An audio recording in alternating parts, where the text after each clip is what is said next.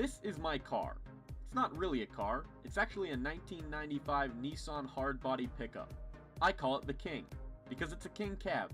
And also because, come on, look at it. It rules.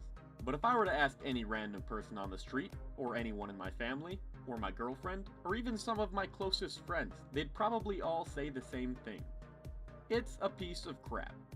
And while I don't agree with that sentiment, it's also objectively true. Let's start with the basics. The King is a rear-wheel drive model with a 5-speed manual and a 2.4-liter KA24E single overhead cam 4-banger. It's about as low of a trim package you could get in a production vehicle at the time, so it has some nice gray cloth seats with gray plastic and vinyl interior, rolly windows, and no air conditioning.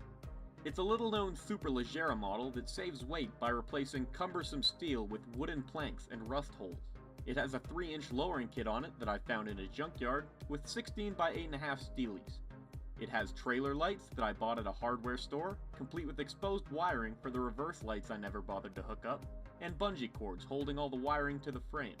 It has 380,000 kilometers on it, which is about 236,000 miles for you imperialists out there. Despite its high mileage, it has absolutely no mechanical issues. Except for the engine, which burns and leaks oil, the drive shaft, which flops around due to lack of a carrier bearing, the fuel tank, which leaks when filled over halfway, the radio antenna, which is lying on the floor of my garage, and an exhaust leak and a timing belt rattle. The truck started its life as a nice crimson, but has matured like a handsome silver fox into a dignified mixture of crimson, red primer, untreated pine, and black spray paint. The 130 horsepower engine gets the truck from 0 to 100 kilometers per hour, eventually, and the leaf spring / torsion bar / blown strut suspension means that the truck handles somewhat similar to what I imagine a drunk flying carpet handles like.